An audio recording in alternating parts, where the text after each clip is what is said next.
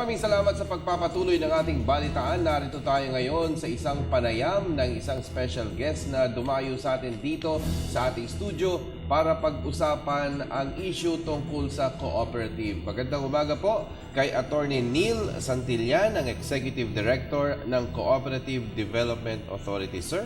Magandang umaga rin, Emil, at saka sa mga nanonood ng programa natin. Welcome po sa Balitaan. Sir, pag-usapan natin itong cooperative bilang isang option sa ating bansa para sa ika nga ay tuluyang pag-unlad. Ang dami na pong sinubukan kasi. Ako napapansin ko po parang palaging Western framework ang ating ginagamit. Ito po bang cooperative ay pwedeng maging alternatibo para gawing ika nga ay pamamaraan ng ating mga kababayan para umunlad ang kanilang kabuhayan? Tama ho kayo doon, ano? Sa punto de vista namin sa Cooperative Development Authority, the cooperative is the best way of developing yung countryside natin, yung mga members natin, yung mga citizens natin. Primarily because ang kooperatiba ay composed lahat ng membro. Yan. So, ang hinahanap po namin talaga yung mga tao na may parehong adhikain at parehong pangangailangan. Okay. So, pag sinama ho natin to, sigurado ho tayo na magtatrabaho ho yung kooperatiba para dun sa mga serbisyo na gusto nilang mangyari. Lahat ng kapital galing ho sa kanila. Okay. So, maski maliit na kapital lang ho yan, maliit na pera, pinagsasama-sama ho yan upang tugunan yung pangangailangan nila. Yun. Napakalimitado po ng pagkakaintindi ng halos lahat tungkol sa cooperative. Siguro itanong natin, what is a cooperative? At eto ba'y sa kantin lang? Sa grocery lang? Yun lang halos ang Tricycle Drivers Association lang. Ano po ba ang pwedeng maging component o ano ang pwedeng ipasok sa isang kooperatiba para mas maging kapaki-pakinabang ito? Sige, unahin muna natin. Ano ba talaga yung sinasabi natin na kooperatiba? Okay. Number one, ang cooperative, ayon sa batas namin, yung Republic Act 9520, Okay. it is an association, autonomous, and duly registered association of persons. Okay. So, ang unang elemento ho dyan, yung tao mismo. Ngayon, etong mga tao, kailangan may kanya-kanyang adhikain na recognized by everybody. Okay. So, magiging common denominator nila yung objective nila kung bakit sila nag-set up ng co-op. Example, sa syudad, kooperatiba ng mga nagtitinda ng barbecue saging. Pwede ho. Kasi meron ho tayong Market Vendors Cooperative na tinatawag. So, sa isang palengke, ang gawain ho nila, hihiram sila ng pera sa umagang-umaga, hihiram sila, bibili na sila yung paninda nila. Pagdating ng hapon, balik sa kooperatiba, magbabayad naman sila. Kung sa rural naman, cooperative ng nagtitinda at namamakyaw ng mga producer ng mga seaweeds. Pwede rin po. Meron ho yan. Kasi ang hanap ng ngayon nila, may produkto sila, ang hanap nila, saan nila ibebenta yan? Okay. Kung mag-isa ka lang magbebenta, siyempre, kuminsan babarating ka ng tao eh. Kasi mag-isa ka lang eh. At saka very limited ang quantity na pwede mong ibigay sa kanila. Baka naman po napakahirap mag-form ng cooperative kaya hindi ganun ka-applicable sa ating mga negosyante. Gaano po ba kadali o kahirap ito? Well, sa amin medyo madali rin. Kailangan mong isubmit lang yung documentary requirements. Pagkatapos ang bagong batas nga, yung Philippine Cooperative Code, nagsasaad, bago ka marehistro, kailangan mag-undergo ka ng tinatawag na pre-membership education seminar. Dalawa ho ang talagang adhikain or objectives nila. One, tackles yung social needs ng tao. Other, tackles yung economic needs. Hindi pwede magkahiwalay yung dalawa. Parati magkasama yan. Kasi kung gusto natin umunlad yung tao, kailangan pati yung social needs niya natutugunan natin. For example, kuminsan meron ho dyan, sabihin ho natin, hindi naman lumampas ng grade school yan. Hanggang grade school yan kasi kahirapan. So, ano ang gagawin mo sa kanya? Pwede siya magbasa, magaling siya magnegosyo, pero grade school graduate. Hanggang doon. So, kailangan dagdagan pa natin yung kaalaman niya. Okay. Sabihin natin, in management, in leadership, in marketing yung product, yung co-op. So, lahat na po ito, kailangan ipasok na natin kung gusto natin maging opisyalis ng kooperatiba.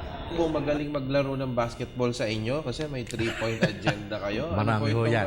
3-point agenda na ito, sir? Yung tinatawag ko natin na 3-point agenda, yun ang pinaka-focus natin for the next couple of years. Okay po. Una ho dyan, yung mainstreaming ng member. Okay. All over the Philippines, sa latest na data namin, nag-gather namin na there are approximately 11 million are into cooperatives. Pero kung ikukumpara mo naman yan sa total population of approximately 90 million, maliit na kwan lang ho yan.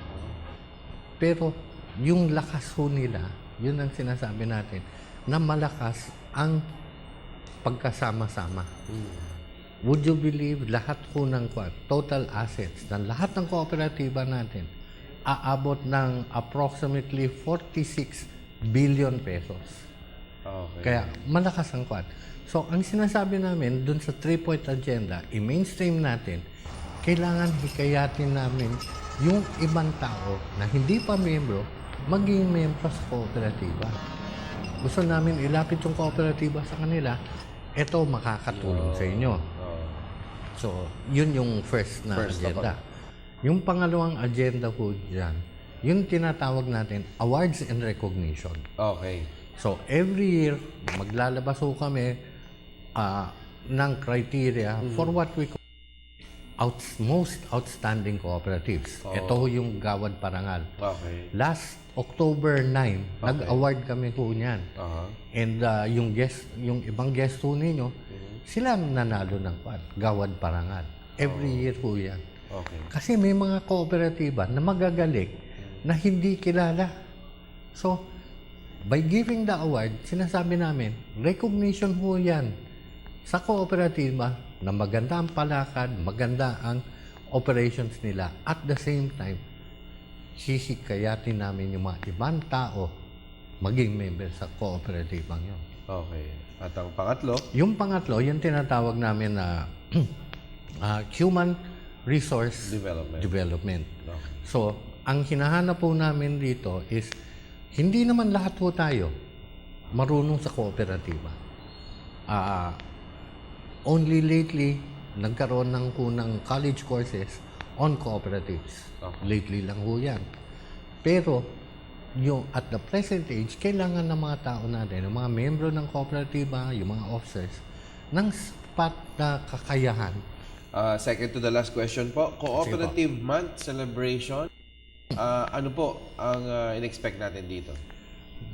For the past month, nagtitipon ng mga kooperatiba to discuss certain local matters. Kuminsan kasi dyan, may mga local government units,